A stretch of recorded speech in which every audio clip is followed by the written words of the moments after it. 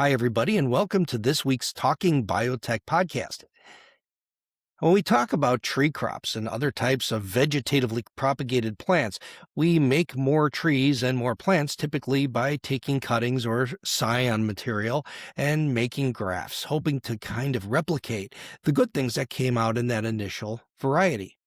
And this is the way things are done. And for ages, since going back as far as I can remember, and certainly way back into history, this has been quite an art. I mean, we can think about Roman times when grapes and things were moved around by vegetative cuttings. And this has always been an exciting way to do it because it seemed to preserve the valuable genetics that people really liked.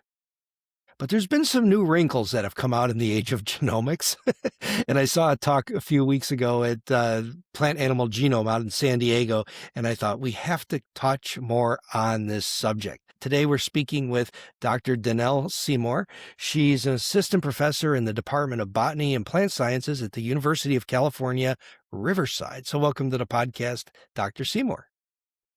Thanks so much for having me. Yeah, this is fun. I thought this was one of the more interesting talks that I saw because it was one of those things that when I saw it everything in the world made more sense. This explains so much of what I'm seeing. So let's start at the beginning, just for the audience that may not be really into plants. Why do we bother vegetatively propagating plants? So I think you already touched on this a bit. So it allows us to essentially preserve some wonderful combination of genetics indefinitely. And so once a fantastic cultivar is identified, it can be propagated and grown throughout the world and be genetically identical to that original mother plant. Yeah, genetically identical with an asterisk, right? And it all makes sense because folks who are close to plant breeding understand that, a new citrus variety comes up, once every, not very often. It takes many years to breed a new citrus variety. If you look at the apple varieties in the store, they're all really old in general, with some exceptions. So it takes a long time to make it. And so because it's hard to develop, and once you have it, you want to hang on to it. Well, why not just plant seeds? I mean, why not? Yeah, so unlike some of our crop species, which are self-fertilizing, citrus and other tree crops have um, two sets of chromosomes, one from the mother, one from the father, that are not identical to one another. And so if you make seed from those plants, you'll have genetic segregation and shuffling of the maternal and paternal contributions. And so the seedling will be some unique genetic combination that is different from its parent. And the characteristics, of course, of that seedling can be quite different. Yeah, and I see so many examples, especially on Facebook. I do a lot of Facebook and Instagram extension, right? So I spend a lot of time talking to people who they'll say, I planted this apple tree or this citrus tree and it's been in the ground for 5 years and I'm mad because it hasn't flowered. And I'll say, yeah, did you probably grew it from a seed, right? And they'll say, yes, but when are my flowers coming? So why does it take so long? Well, in tree crops, there's a juvenile period. So when you grow plants from seeds, it can take, 5, 6, 7 years before flowers are produced. Whereas if you graft onto, um, if you take mature plant material and you graft onto a rootstock, you can get flowers much more quickly, just in a couple years. Yeah, so once you reach that reproductive competence, you now have the ability to produce flowers, and that budwood remains determined, or at least turns the corner into a flowering competent state. Once it reaches that point, you can graft it, and it retains that, right? Even if you put it on a juvenile rootstock, or well, I shouldn't say that. Most rootstocks come from mature tissue too, right? It depends on the That's crop right. species. In citrus, it can come from seed. Yeah. That's right. Citrus does do it from seed, but look, that's a great example. If you take a mature scion and put it on a juvenile rootstock, what happens? You'll get flowering in just a couple years. You won't have to wait the full 7 years. So yeah, it maintains its non-juvenile state. Yep.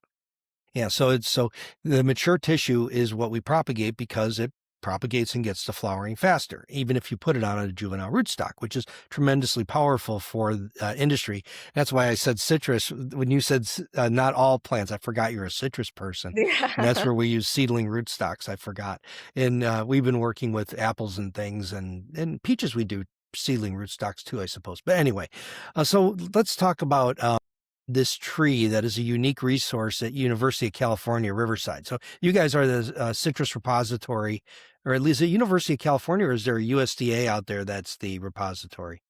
There's both, and the resources are integrated between the two. So there's the repository for the clonal repository for citrus and dates is from the USDA ARS, and then there's what's called the Givaudan Citrus Variety Collection. So this is among one of the largest germplasm collections of citrus and its relatives in the world. It is maintained by Dr. Tracy Kahn here in our department, and it includes over 1,000 different varieties that are maintained as living trees that we can utilize for breeding and also for preserving important germplasm for other uses. It's a little bit of a tangent. We have this problem here in Florida of HLB, the citrus greening disease. And when you have a valuable resource like you have out at UC Riverside, how do you protect it from the disease? Yeah, so great question. There's quite a lot of effort that goes into ensuring that that this germplasm it doesn't become diseased. So of course we have field trees, but through donations, particularly from Givaudan, which is the collection is named after, we are creating it's called Citrus Under Protective Screen. So it's a 1 acre structure where a copy of each accession will be maintained. And then, of course, there's a backup in a greenhouse in addition that is protected from insect ingress to prevent the spread of the disease. They do that out here too, just north of where I live in a town called Archer, but north in a town called La Crosse, middle of nowhere in Florida. There's not a citrus tree for miles, and they have a big repository there from Department of Plant Industry, from DPI here in Florida, Yeah. and they maintain all the germplasm. It's really quite an operation. But out in Riverside, you have this under the protective screen, which is another thing they do here in Florida now. Works pretty good. But you have one tree in particular that is of special interest. So what's up with the Washington Naval? Yeah, so I will say that it's also under a protective screen because of the spread of HLB in California. So this is a tree that's more than 150 years old. It's actually on land that's, I think, owned and maintained by the city in collaboration with UC Riverside. And so this is one of a few trees, the first navel orange trees that arrived in California in the 1870s.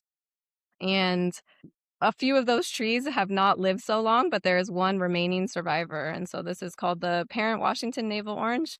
It's a historic landmark, and a lot of effort has gone to protect it over the years, including inarching with numerous rootstocks that provide resistance to various diseases that are spreading in the state, and then now enclosure and a canopy.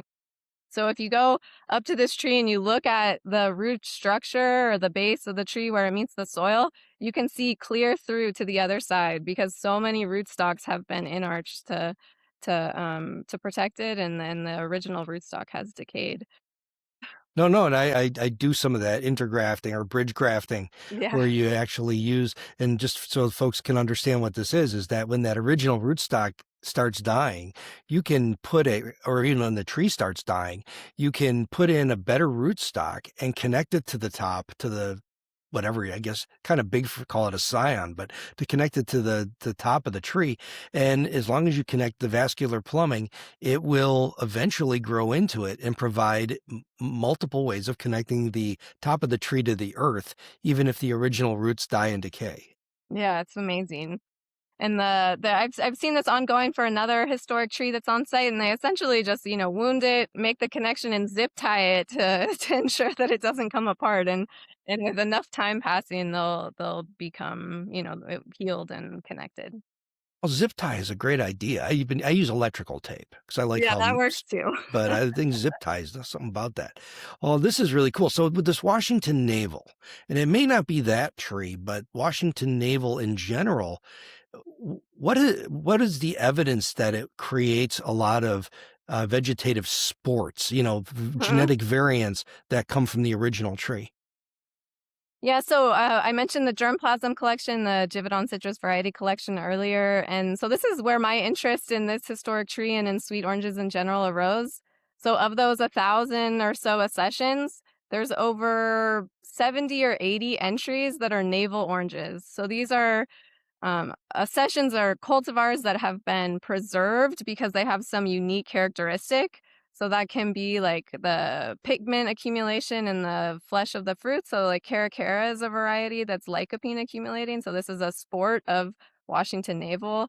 And there's many other sports with unique characteristics. Often it has to do with seasonality. So they will produce fruit a little bit earlier in the season or a little bit later in the season, and it allows growers to, have a larger share of the market. And so I became interested in these 70 or so accessions that are all supposed to be genetically identical to one another, so they're clonally related, but they have this amazing range of phenotypic characteristics. And so me and folks in my lab became curious of, what's going on to cause these phenotypic differences. Well, this is the first part of Talking Biotech today. We're going to take a break here. We're speaking with Dr. Danelle Seymour.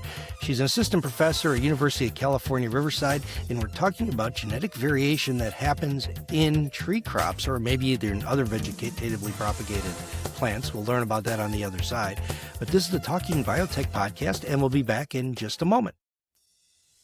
And now we're back on the Talking Biotech podcast. We're speaking with Dr. Danelle Seymour. She's assistant professor at the University of California, Riverside, and we're talking about mutation rates and how these happen in places they're not supposed to, in vegetatively propagated material. And before the break, we were talking a little bit about the Washington Naval and its offspring. But before we get to that, you and I share kind of a common thread in that you were an Arabidopsis person before citrus, right? So how did you get to citrus from Arabidopsis? Yeah, so I am a geneticist, and so I am interested in so many questions related to inheritance and the relationship between genetic variation and phenotypic variation. And so much of my career, I studied that relationship in Arabidopsis and some grass species and other plants or crops that were suitable for addressing specific questions. And then I transitioned to citrus just 6 years ago. UC Riverside has an enormous citrus research community, and there was an opportunity for a geneticist to join that community, and so I snatched it up. And so it was just a sort of good timing. Well, it's also a good lesson for students who listen to this or postdocs who think that we figured everything out and the world is saturated and what am I going to do? But I think, I had the same thing when I came to Florida and interviewed. I was an Arabidopsis dude who had a pretty heavy toolbox, and they said, "How would you like to work on strawberries?" And I said, "Okay, well, that's great, but I'm going to need some strawberry trees." I mean, I knew absolutely nothing about horticultural crops, and coming to a horticulture department, they were interested just in somebody who uh, maybe has a dusting of ADHD who might be willing to do a lot of stuff who has clever solutions. And so that was my kind of story. But citrus is the same thing. Much more interesting than Arabidopsis, though. I mean, you can, like you said, it's the same toolbox, and you identify interesting questions in the crop or the species that you're working on. So there's some cool questions that you can address in citrus that are more challenging in other species. I think the only real difference is a lot more patience is involved, just because Yeah. it's quite a long time to develop populations and advance generations.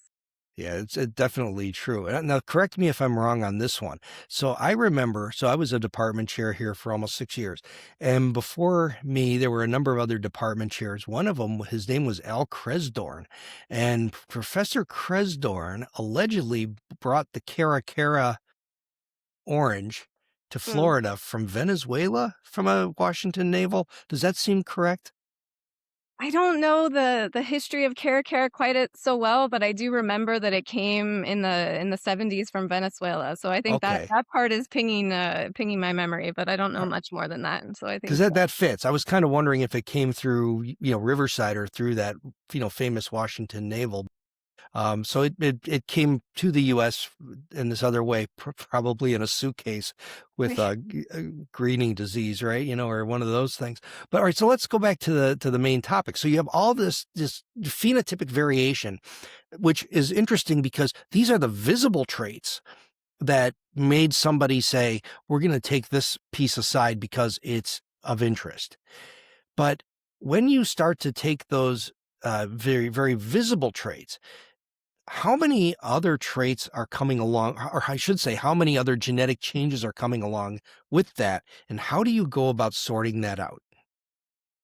Yeah, so maybe I can first just give a little bit background on sweet oranges in general to talk about Yeah, to set very this good. up. So all sweet oranges are clonally related to one another. So that includes Valencias, which are commonly grown in Florida, blood oranges, the oranges that have the anthocyanin accumulation, and also navel oranges, which is the orange that's most widely grown in California. So these have all been they come from some common ancestor at some point, and then have sort of diverged in their own lineages over time. And those oranges have clear, visible differences. So the timing of fruit maturation, seediness, juice characteristics, etc. And so, with the decreased costs in sequencing, we can begin to understand how these different lineages are related to one another, how much variation there is between them, and then also within them. And so we really focus on navel oranges because that's what's most important in California, and we have access to all this important material. And so one challenge with studying the mutations that are occurring in the somatic or vegetative tissue of the plant is that they may not be found in all the cells. So they can occur in just a portion of the cells. And so the way that you go about doing the sequencing is really important for identifying these mutations. And so we essentially over sequenced a bunch of branches and different cultivars of navel orange, and we found that there are thousands of mutations that are found that distinguish these different lineages and also the sports or the varieties within lineage.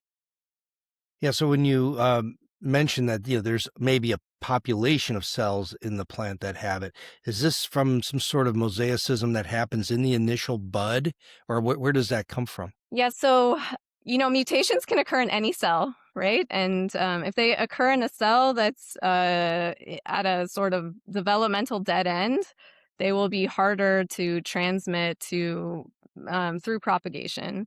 But if they occur in a cell that is transmitted through the meristems, they can increase in frequency in the plant and be more likely to be transmitted via asexual propagation or grafting, essentially. And so it's not that mutations are necessarily happening in some types of tissue more than others. I mean, possibly, but I don't know exactly. But there are like sort of characteristics of different tissues that will make it more likely to be transmitted. Along that same line, just for folks who maybe aren't so familiar with this, how are mutations occurring? I mean, it seems like biology likes to constrain mutations because certainly they can lead to disease in humans when we have errors, things like that. So how does it happen in plants? And is there some sort of maybe adaptive significance to it? Yeah, so every time a cell divides, the DNA has to be copied, and although the machinery that does the copying has incredibly high fidelity, it does make mistakes. Some of those mistakes can be repaired and some are not. And so it's just sort of a chance occurrence that gives rise to these differences. Thinking about somatic mutations in plants is very similar to thinking about somatic mutations in humans. So, like the types of mutations that give rise to cancer are occurring in somatic tissues, similar to what we're talking about in plants. So in all of your genomic analyses, when you sequence, jillions of Yeah. bases of DNA, it is funny how cheap it's gotten, by the way. I mean, we're sending off 20 genomes this week, and Okay. at one time it took us years to do one, but so what are you finding when you do lots of deep sequencing? How frequent is it to have mutations? Yeah, so we focused on this 150-year-old tree with the thought being that more cell division has occurred because the tree is older, so it gives us more opportunity to identify these mutations or errors.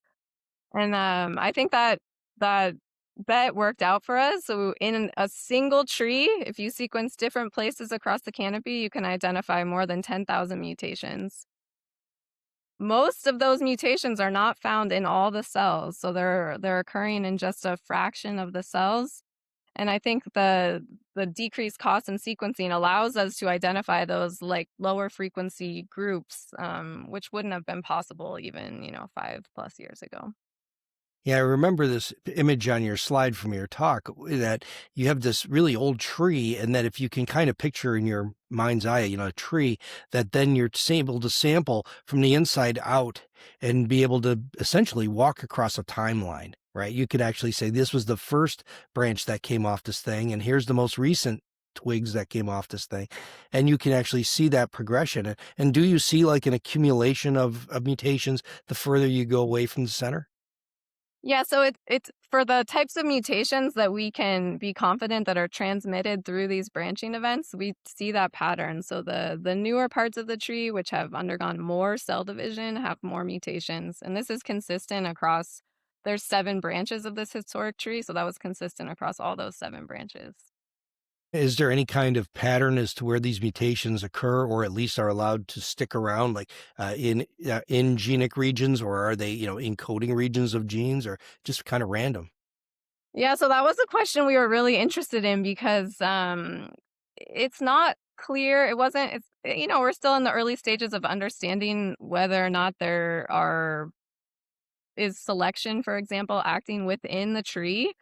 Of course, we know that selection can act when you go from parent to progeny, like via seedlings. And so, one expectation is that if there's some force that's shaping the pattern of mutations that we discover, we would expect to see fewer mutations in genes or fewer number of certain types of mutations in genes. And that's indeed what we found. So, we did find a signature, some signatures, especially of purifying selection, where certain mutations that you would expect to have damaging effects in genes are not found as frequently as one might expect. And what's next in the project when you start thinking about the next steps? Yeah. So I think one thing that what is clear not only from our work, but there's many other folks that are doing wonderful jobs studying somatic mutations in tree crops and other clonally propagated crops is a lot of these mutations are um, not found in all the cells, but they're found in specific layers of cells that make up different parts of the plant. And so I think so essentially we have a bunch of chimeras, right? And so I think it's important to try and understand how being genetically mosaic or chimeric affects, the folks that are producing these trees. And so we're going to dig in a little bit and try and understand, how phenotypes are related to chimerism and what that means for asexual propagation and also for the industry. So some of those interesting characteristics can be lost because the mutations aren't found in all the cells.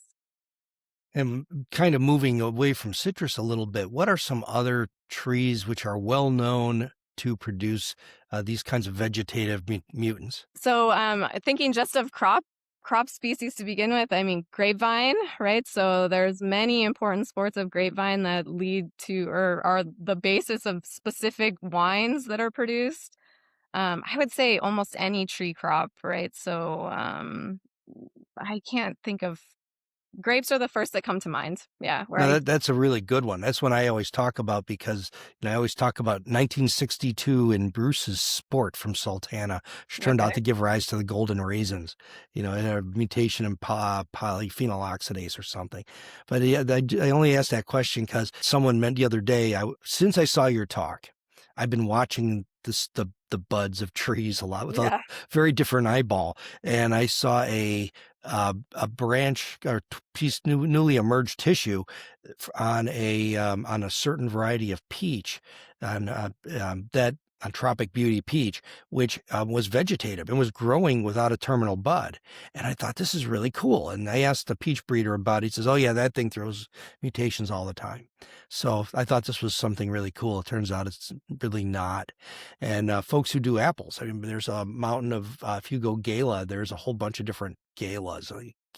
So it seems to be like you're in a very interesting area, at the front edge of a very interesting area that people are just really starting to dig into meaningfully. So very cool stuff. Is there any other question I should ask you? I mean, I think we covered the basic interesting aspects of the history of sweet oranges and some of the main results from that talk. Yeah.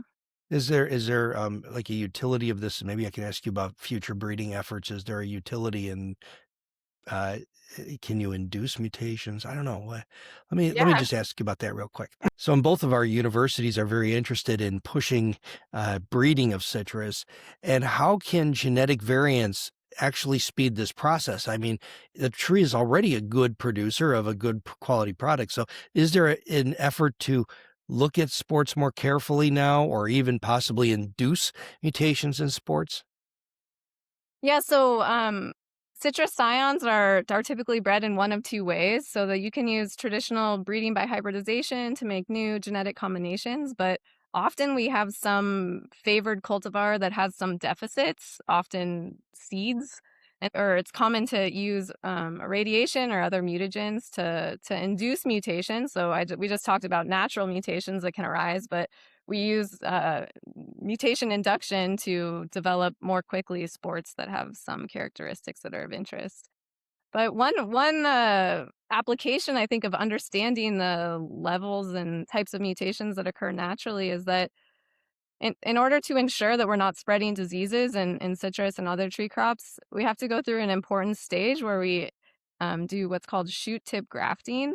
So this is taking like a microscopic meristem and grafting it onto, a rootstock in tissue culture. And the cells that exist in that meristem will affect what results, the clean material that will essentially be disseminated for commercial production. And there's a lot. So if you have genetic mosaicism or chimeras, you can lose some of the mutations at that step. And it's very common to have a tree that doesn't have seeds, for example, and you go through the shoot tip grafting and then you end up with something that's seedy. And so understanding what's happening during that process and what mutations are remain and which ones are lost can help us to make that more efficient in the future. It's a really cool process and a really, really good point. So, I wish you all the best in the future. And when something exciting happens, give us a shout and we'll talk about this All right, more. sounds So good. thank you very much for joining me today. No problem. My pleasure. And if you have fruit trees at home, look carefully at those buds and look at the variation that comes off of the branches and twigs that come off of your big scaffold branches, because you might have something there that could be the next revolutionary plant. The next variety that revolutionizes an industry. I mean, mentioned the golden raisins that came from one funny little variegated sport that came off of a popular variety. So it may happen to you. So watch your plants carefully. Talk to them. Tell them I said hi. This is the Talking Biotech podcast, and we'll talk to you again next week.